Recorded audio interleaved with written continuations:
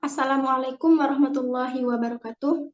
Perkenalkan, nama saya Luisa Tika dengan NIM E1R020071. Di sini saya akan menjelaskan tugas akhir KSA mata kuliah program linier.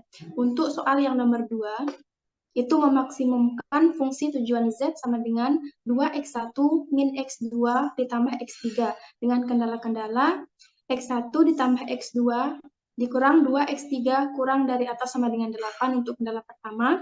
Kemudian untuk kendala kedua, 4x1 min x2 plus x3 lebih dari atau sama dengan 2. Dan kendala ketiga, 4x1 ditambah 6x2 min 2x3 lebih dari atau sama dengan 8, di mana x1, x2, dan x3-nya harus lebih dari atau sama dengan 0. Langkah pertama yang harus dilakukan adalah merubah fungsi tujuan dan juga fungsi kendalanya menjadi bentuk yang baku dengan cara menambahkan variabel surplus dan juga variabel slack. Di sini karena fungsi tujuannya itu adalah memaksimumkan, maka untuk kendala dengan pertidaksamaan kurang dari atau sama dengan itu kita akan tambahkan dengan variabel slack. Sedangkan untuk kendala yang berupa pertidaksamaan lebih dari, itu kita akan tambahkan dengan variabel surplus. Nah, di sini untuk kendala pertama, karena tanda pertidaksamaannya itu kurang dari atau sama dengan, maka kita akan menambahkan satu variabel slack, yaitu kendala pertama yang terbaru menjadi x1 ditambah x2 dikurang 2x3 ditambah x4 sama dengan 8. Nah, kemudian untuk kendala yang kedua, karena tanda pertidaksamaannya itu lebih dari sama dengan, maka di sini kita akan menambahkan dengan satu variabel surplus, yaitu x5. Kemudian untuk kendala yang keenam, karena dia juga tandanya lebih dari atau sama dengan, maka kita tambahkan satu variabel surplus, yaitu x6. Sehingga untuk kendala-kendalanya menjadi 4x1 min x2 ditambah x3 min x5 sama dengan 2 untuk kendala yang kedua, dan 4x1 ditambah 6x2 min 2x3 min x6 sama dengan 8 untuk kendala yang ketiga. Nah, di sini untuk syarat-syaratnya itu menjadi X1, X2, X3, X4, X5, dan X6 itu harus lebih dari atau sama dengan 0, sesuai dengan berapa variabel yang sudah dimasukkan di sini gitu. Kalau sudah kita mendapatkan fungsi kendalanya, maka langkah selanjutnya adalah menambahkan variabel yang tadi dimasukkan ke setiap fungsi kendala ke dalam fungsi tujuan. Nah, di sini karena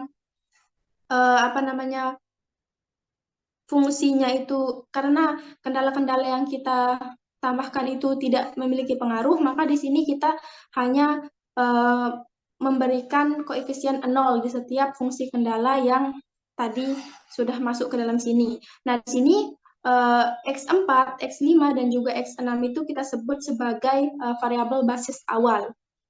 Nah, setelah itu menentukan layak simpleksnya, di mana di sini untuk variabel X1 layak simpleksnya itu adalah 1, 4, dan 4. Kemudian untuk X2 itu layak simpleksnya adalah 1, min 1, 6. Kemudian yang variabel ketiga layak simpleksnya min 2, 1, min 2. Untuk X4 1, 0, 0, dan untuk X5 0, 1, min 1, 0, dan untuk X6 0, 0, min 1.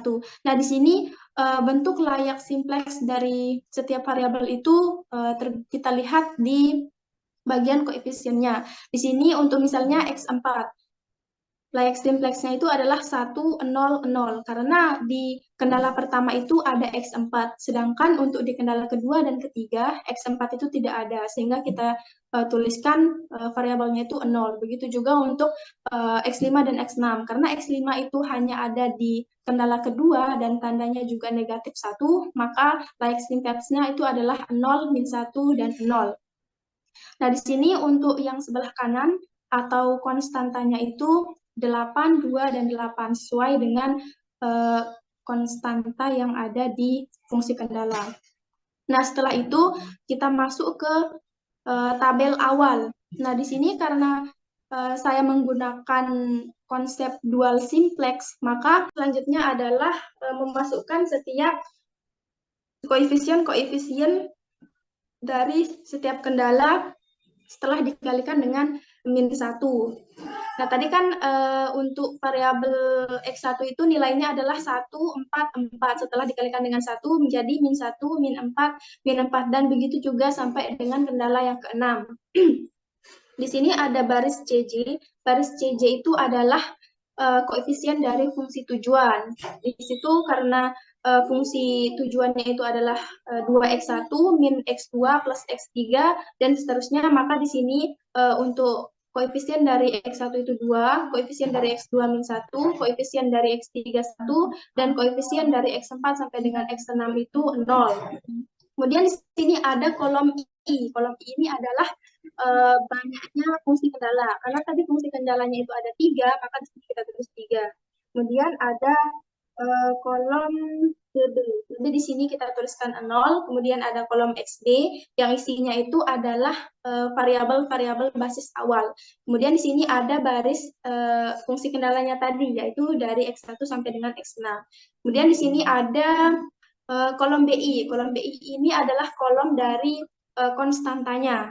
Di sini ada baris ZJ, kita tuliskan untuk yang pertama itu 0 semua, dan ada baris CJ min ZJ, sesuai rumusnya, setiap elemen dari CJ dikurangi dengan elemen dari ZJ.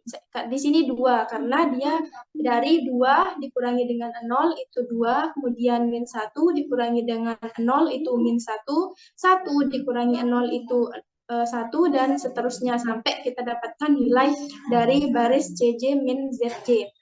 Nah, setelah itu kita menentukan variabel yang keluar basis dan masuk basis. Cara menentukan variabel yang masuk basis itu dengan cara menentukan variabel yang keluar basis terlebih dahulu, kita melihat di kolom BI ini mana yang bernilai negatif terkecil, karena di sini ada 2 negatif terkecil yang nilainya sama, itu min 8, maka di sini yang pertama saya pilih yang baris pertama. Setelah itu kita mencari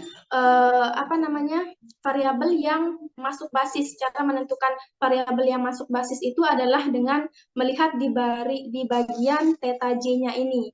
Nah, theta di rumusnya itu adalah baris CJ min ZJ dibagi dengan negatif ARJ, di mana R itu adalah variabel yang keluar basis. Tadi kan yang keluar basis yang ini ya. Berarti kita sebut yang ini, X4 ini sebagai variabel yang keluar basis tadi karena barisnya di sini. Nah, setelah itu kita melihat setiap elemen dari baris X4 ini kita bagi dengan negatif ARJ, dengan syarat di sini ARJ-nya itu harus kurang dari 0. Berarti yang negatif aja yang kita ambil. Nah, cara menentukannya itu rumusnya adalah CJ min ZJ dikurangi min ARJ. Nah, kita mulai dari yang kolom pertama. Di sini kan CJ min ZJ-nya itu 2. Kemudian dibagi dengan, kalau di sini dibagi dengan negatif dari negatif 1. Berarti 2 dibagi dengan 1. Sehingga di sini untuk theta J-nya itu 2. Kemudian di sini theta J-nya kita cari dengan cara yang sama tadi. CJ min ZJ-nya itu adalah min 1 dibagi dengan negatif dari negatif 1. Sehingga hasilnya di sini adalah negatif 1. Nah, di sini karena strip di sini, karena di sini elemennya itu positif. Jadi setiap yang positif, yaitu kolom ketiga X3 ini, kemudian X4, X5, X5 dan X6 itu negatif karena tidak diambil. Nah, ini min 1. Min 1 kita cari nilai theta J-nya dengan rumus yang sama sehingga dia mendapatkan 0 dibagi dengan negatif dari negatif 1 berarti 0. Nah, di sini kita sudah memperoleh baris dari theta J-nya. Selanjutnya kita melihat variabel yang memiliki memiliki nilai negatif terkecil ya.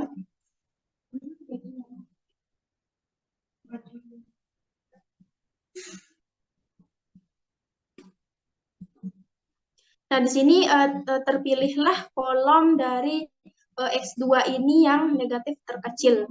Nah, ini kita sebut sebagai kolom pivot. Kalau yang ke sini berarti baris pivot ya. Nah, pertemuan antara baris pivot dengan kolom pivot ini kita namakan sebagai elemen pivot. Elemen pivot. Jadi min 1 ini adalah elemen pivot karena merupakan titik temu antara baris pivot dan juga elemen pivot. Nah, keterangannya di sini yang keluar basis itu tadi X4 dan yang masuk basis itu adalah X2. Nah, setelah itu kita harus membuat dia menjadi identitas kolom ini. Artinya elemen pivot ini harus berubah menjadi satu, sedangkan elemen yang di bawahnya itu ataupun di atasnya itu harus 0 dengan menggunakan rumus OBE. Di sini rumus OBE yang saya gunakan adalah B1 dikalikan dengan negatif 1. Jadi ini kita sebut sebagai B1, B2, dan B3. Nah, untuk B1 itu kita kalikan dengan negatif 1, sehingga untuk B1 yang terbaru, itu hasilnya adalah 1, 1, min 2, 1, 0, dan 0. Jadi untuk rumus OBE-nya itu dimulai dari kolom X1 sampai dengan kolom BI-nya. Kemudian untuk rumus dari baris yang kedua, itu saya gunakan baris kedua dikurangi dengan baris pertama yang terbaru. Tadi baris pertama yang terbaru itu adalah 1, 1, negatif 2, 1, 0, 0, dan 8. Nah, di sini kita lihat baris keduanya itu, lewat.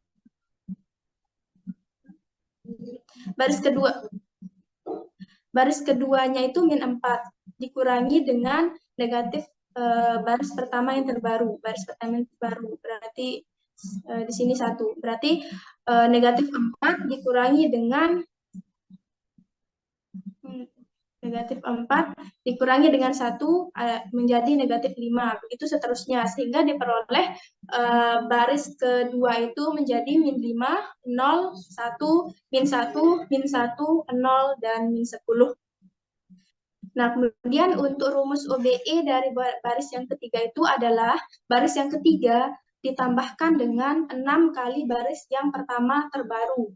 Nah, di sini kan misalnya, di sini min 4, baris ketiga itu. Min 4 ditambah dengan 6 kali, ini kan baris yang pertama terbaru, berarti min 4 ditambah dengan 6 dikali 1, berarti itu hasilnya adalah 2. Nah, begitu juga seterusnya, sehingga diperolehlah baris ketiga yang terbaru itu 2, 0, min 10, 6, 0, min 1, dan 40. Nah, di sini sudah diperoleh nilai-nilai yang terbaru. Selanjutnya,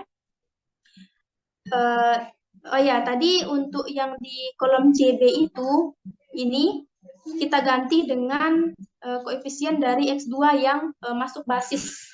Kemudian ini kolom XB-nya kita ganti yang tadinya X4 menjadi X2 karena X4-nya itu keluar basis dan X2-nya masuk basis. Nah, setelah itu kita cari nilai kolom dari ZJ dengan rumus yang tadi. Nah, di sini rumusnya itu kita kalikan setiap elemen dari kolom itu dengan kolom yang di CB. CB dengan X1, berarti min 1 dikali 1 menjadi min 1 ditambah 0 kali min 5 ditambah 0 kali 2, berarti hasilnya itu adalah min 1. Kemudian untuk yang di sini 1 dikali min 1 itu min 1 ditambah 0 kali 0 ditambah 0 kali 0 hasilnya adalah min 1. Kemudian sampai sini min 2 dikali min 1 itu 2, 1 dikali 0 itu 0, min 10 dikali 0 itu 0, sehingga kolom yang X3 itu adalah 2, sampai kita menemukan di BI dengan cara yang sama, sehingga ditemukan baris ZJ-nya itu bernilai min 1, min 1, 2, min 1, 0, 0, dan min 8. Setelah kita temukan kolom baris ZJ, maka selanjutnya adalah mencari baris dari CJ min ZJ sesuai rumus. Nah, di sini CJ-nya itu adalah 2 dikurangi dengan min 1 jadinya 3. Kemudian kalau yang di sini min 1 dikurangi dengan negatif 1 berarti 0. Kemudian di sini ada min 1 dikurangi dengan 2 itu adalah negatif 1. 0 dikurangi dengan negatif 1 itu 1, 0 kurang 0, 0, 0 dikurangi 0 juga 0, sehingga baris CJ min ZJ-nya itu adalah 3, 0, min 1, 1, 0, dan 0. Nah, diulangi lagi untuk mencari baris θ J-nya dengan rumus yang sama tadi, yaitu CJ min ZJ dikurangi dengan negatif ARJ. Di mana di sini untuk elemen-elemen yang 0 dan juga lebih dari 0 itu kita tidak ambil ya. Jadi yang diambil itu hanya min 5, min 1 dan juga min 1.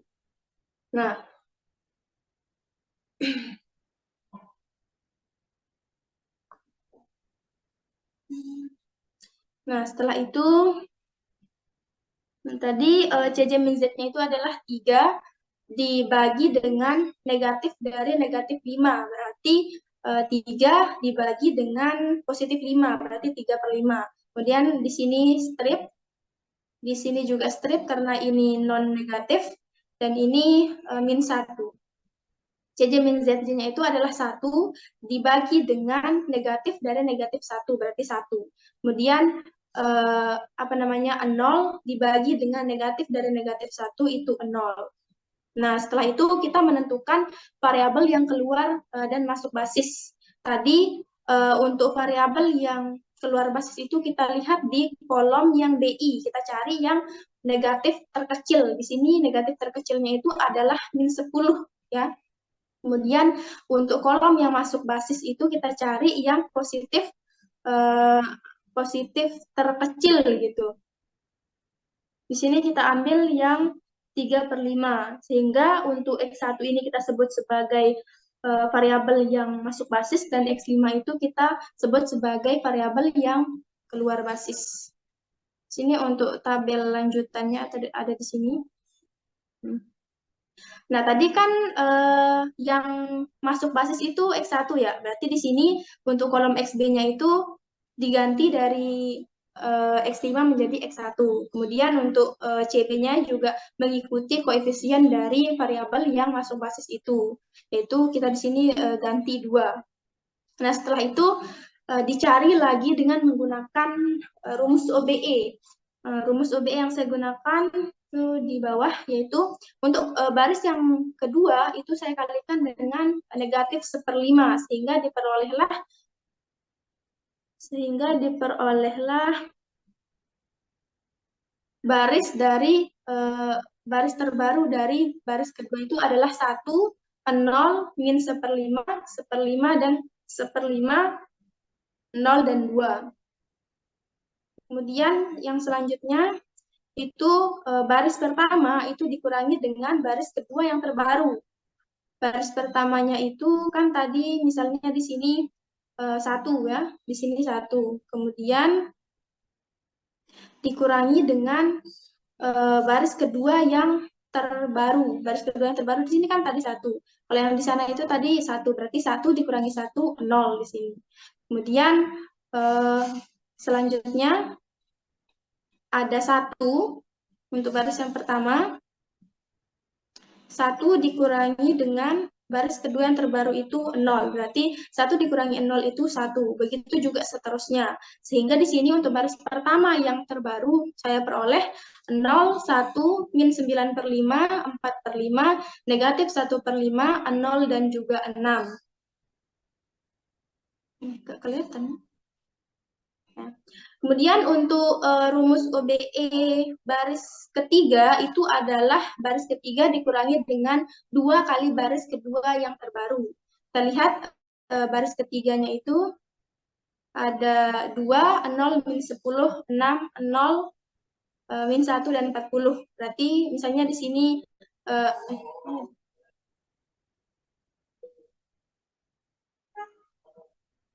Nah, misalnya di sini tadi 2 ya. Nah, misalnya di sini 2. Terus dikurangi dengan 2 kali baris kedua yang terbaru. Baris kedua yang terbaru kan 1. Berarti 2 tadi dikurangi dengan 2 kali 1. Berarti 0 di sini. Nah, begitu juga seterusnya. Sehingga diperolehlah baris ketiga yang terbaru itu adalah 0, 0, min 48/5, 28/5, min 2/5, min 1, dan 36. Nah, di sini kita lihat ya, untuk kolom BI itu sendiri sudah tidak ada yang negatif. Artinya dia sudah memenuhi syarat ya. Karena tabel kolom BI ini tidak ada yang negatif lagi, yaitu ada 6, 2, 36, maka kita sebut sebagai tabel ini sudah optimum gitu. Sehingga tidak perlu dilakukan tabel baru lagi. Nah, di sini untuk baris ZJ-nya itu kita kalikan setiap elemen dari variabelnya itu dengan kolom CB. Nah, kenapa di sini 0? Karena min 1 dikali 0 itu 0. Ditambah, kenapa di sini 2? Karena min 1 dikali 0 itu 0, 2 kali min 1, 2, ditambah 0 kali 0, 0, berarti di sini 2. Di sini 1 kali min 1 itu min 1, ditambah 2 kali 0, 0, ditambah 0 kali 0, 0, berarti di sini min 1. Kemudian di sini ada min 1/5, min 9/5 dikali min 1, berarti positif 9/5, ditambah 2 kali min 1/5, berarti berapa ini? Min 2/5. Kemudian ditambah 0 dikali min 48/5, sehingga hasilnya itu setelah dijumlahkan adalah 7/5. Begitu juga seterusnya sampai kita dapatkan baris ZJ-nya itu adalah 0, negatif 1, 7/5, min 2/5, 3/5, dan 2/5. Sedangkan 2 ini kita peroleh dengan mengalihkan si kolom CB dengan kolom BI. Di sini kan min 1. Dikalikan dengan 6, berarti min 6. Ditambah 2, tambah 2, dikalikan dengan 2, berarti min 6, ditambah 2 kali 2, 4, ditambah dengan 0 dikali 36, berarti min 6 ditambah dengan 4 ditambah 0 itu hasilnya adalah min 2. Nah, inilah yang kita sebut sebagai nilai optimumnya. Nah, selain itu untuk baris CJ min ZJ-nya juga sama, rumusnya itu CJ dikurangi ZJ berarti 2 kurang 2, 0, min 1 kurang min 1 itu min 1 dikurangi dengan min 1 berarti 0, kemudian 1 dikurangi 7/5 itu min 2/5, 0 dikurangi min 2/5 berarti min 2/5, 0 dikurangi 3/5 berarti min 3/5, dan 0 dikurangi 2/5 adalah min 2/5. Nah, sehingga kesimpulan yang kita peroleh adalah nilai optimumnya adalah min 2 saat X1 sama dengan 2 dan X2 sama dengan 6. Kita lihat di sini, ini sebagai X1, karena ini ada di baris yang X1. Ini X1, kemudian barisnya sampai sini itu adalah 2. Kemudian X2-nya itu ini, barisnya ke sini itu adalah 6. Sehingga kalau kita kalikan, masukkan ke dalam fungsi tujuan, yaitu fungsi tujuan yang ini, misalnya, ini 2, dikalikan dengan X1-nya. X1-nya 2, berarti 2 kali 2, 4, dikurangi dengan ditambah dengan negatif 1 dikalikan dengan 6 itu min 6. Kemudian di sini X3-nya 1 dikalikan dengan 0 ya, 0 harusnya. Sehingga di sini misalnya 2 kali 2 tadi 4 ditambah dengan min 1 kali 6 min 6, berarti 4 dikurangi 6 itu adalah min 2, sama ya. Sehingga nilainya itu sudah benar, yaitu X1 sama dengan 2 dan X2 sama dengan 6. Diperoleh nilai optimumnya itu adalah min 2. Itu saja dari saya, mohon maaf apabila ada kesalahan. Wassalamualaikum warahmatullahi wabarakatuh.